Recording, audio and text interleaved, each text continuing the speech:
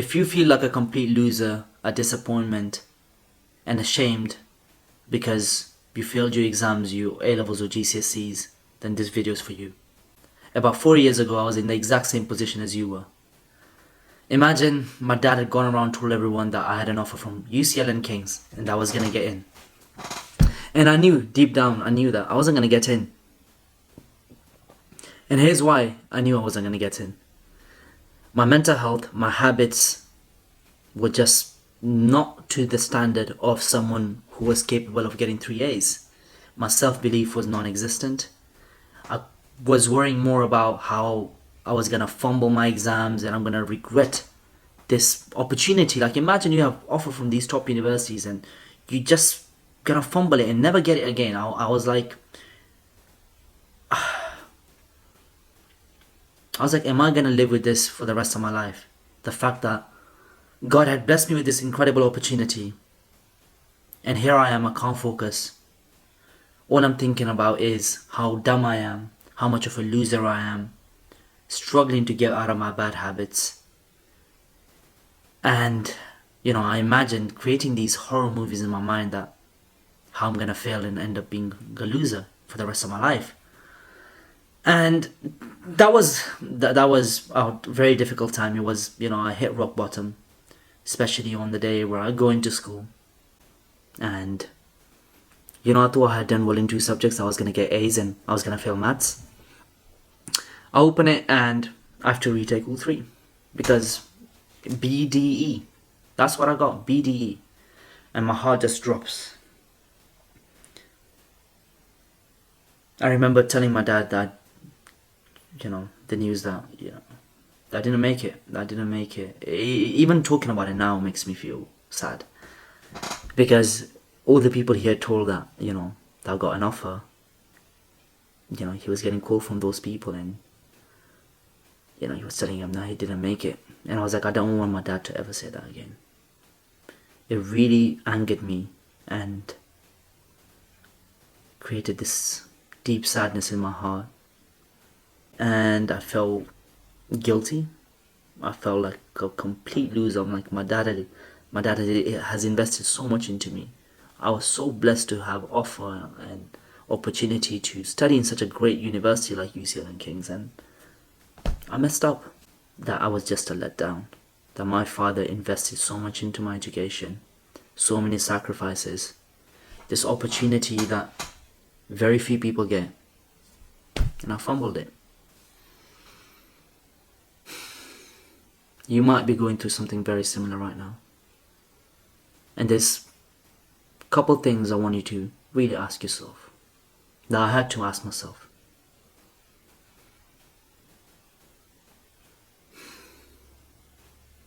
Are you going to let some letters on a piece of paper define you? It's the most important question. Is this the end? Are you based on these letters on a piece of paper? You're going to think that, okay, that you're a dumbass or you're no good. Education's not for you, or you can't be good at anything else. Because that's what the education system makes us feel like, doesn't it? That if you can't get these numbers in, this very standardized path that's been set out for us. We are very unique individuals. We all have talents in different things. We all have gifts to give to this world. And we go to these things called schools, these institutions, where we all taught the same subjects, very limited. And some people, of course, they don't end up doing well. Some because of bad habits, bad mental health,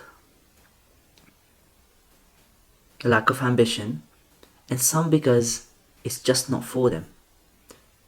So in both cases, defining yourself on the letters on a piece of paper, in my opinion, is the wrong way of going about it. And this is the important question I asked myself. BDE is what I got. I was like, based on this, I've got no hope. I'll never get a job, never get into university. But deep down I knew that I would not be able to live with myself if I do not give myself a second chance. I asked myself, this is the question I asked myself. Every other day I would ask myself this, right? Has God put me on this planet to settle for average? And my answer was no.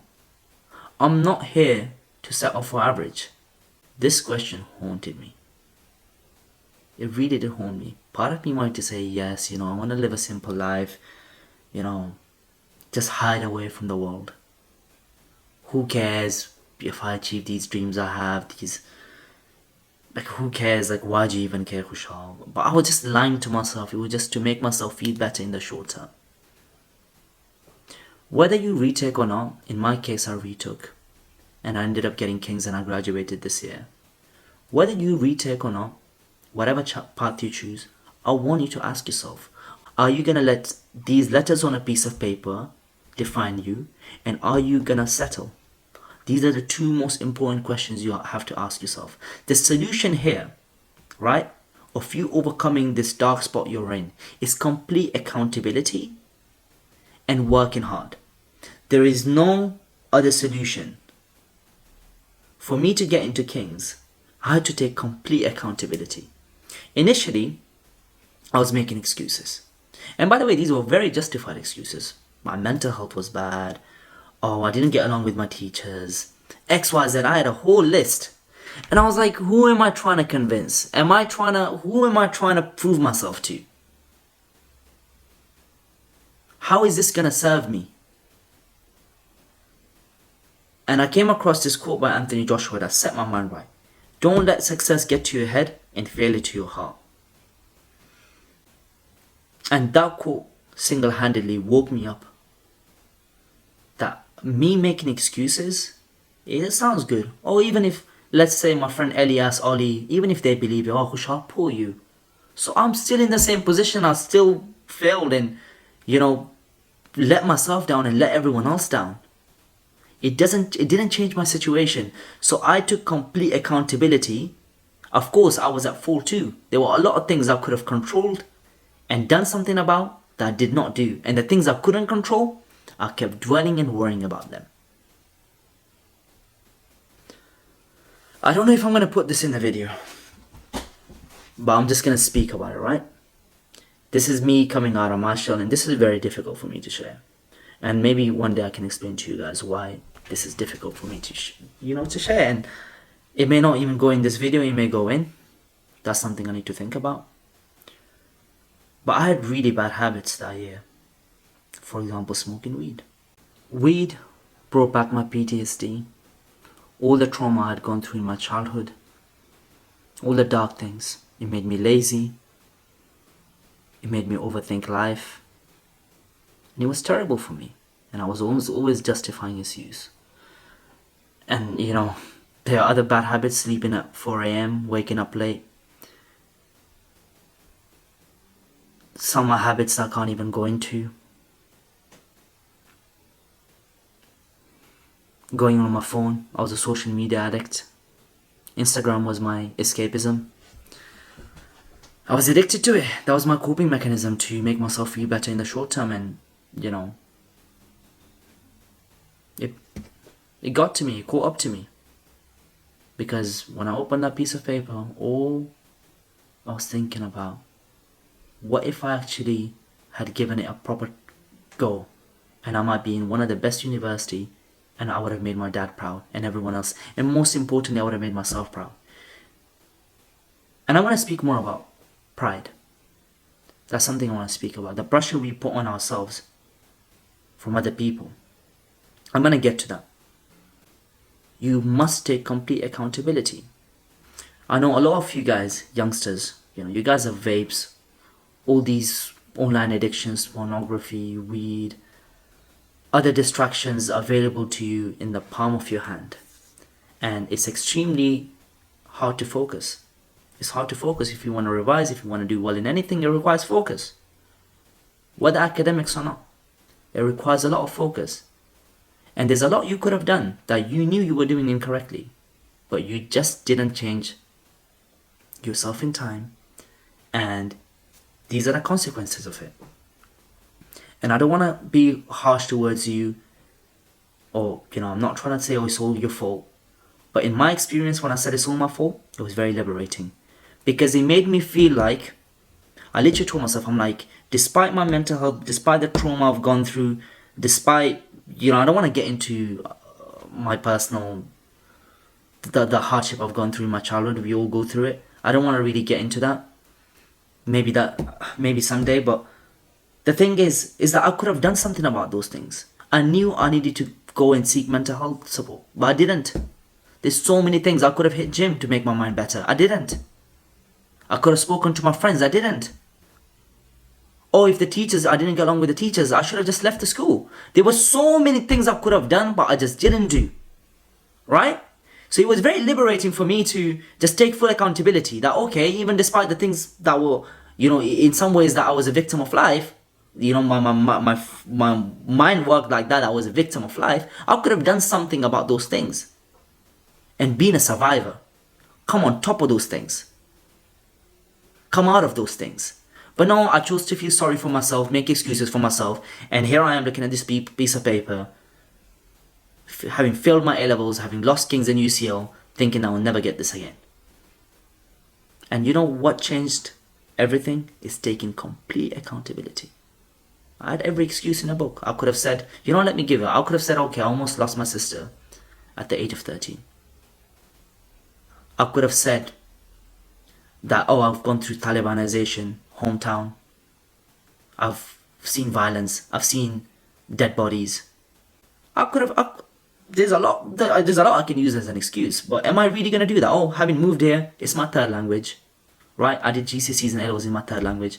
I did not know how to speak the language until, when I moved here. I moved here at the age of 13 to the UK from Pakistan. I did not know. I couldn't string 2-3 sentences together. Right? Oh my God, talking about excuses, I was making plenty. And I could have kept on making plenty of excuses. So you gotta ask yourself, are you gonna be true to yourself? Are you gonna be honest with yourself? And really and truly take full accountability for your actions and change yourself. Because otherwise, whether you go university or not, whether you retake or not, whether you clear or not, what makes those decisions the right decisions is you taking complete accountability, learning from your mistakes. You must learn from your mistakes, otherwise you're going to repeat them. We all fail. It's very human. It's not the end of the world. It's how do you deal with these failures? What did you learn from it? There's a quote by Thomas Edison. He says that, I have not failed. I just found 10,000 ways that don't work. This is the mindset we need to have.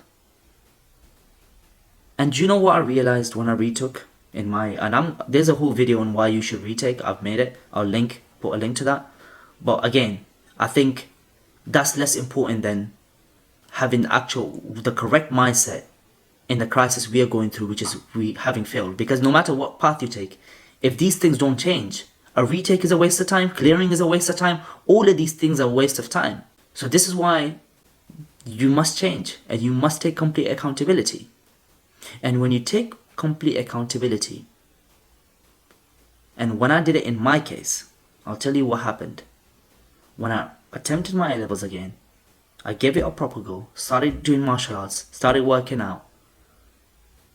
I started debating club, I started reading books, and I got offer from King's and UCL again.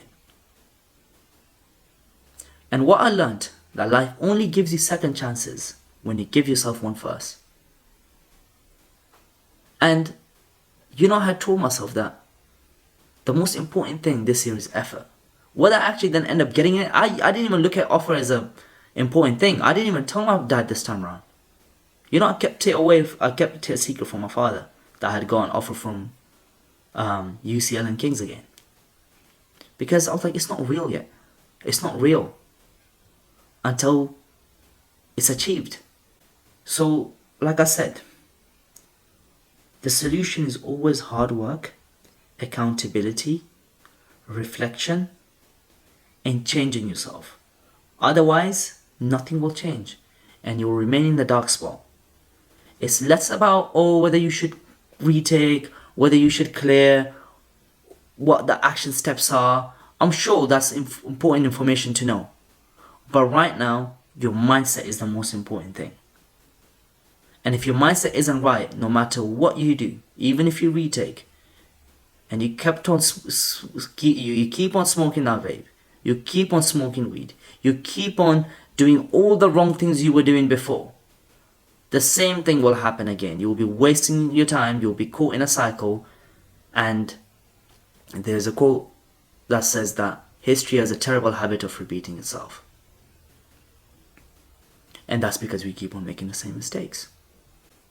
And what I learned on my academic journey is that you're not dumb. You just don't know what it takes to learn.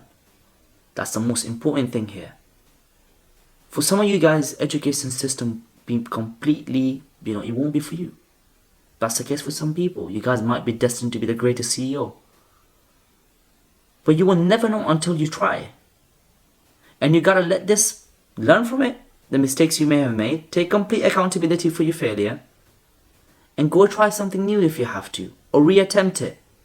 You will never know what you're capable of and the greatness you possess. And it's the least you owe yourself. You need to have this self-love. And self-love doesn't mean you make excuses for yourself. Love is tough. Love is tough. Love is very difficult.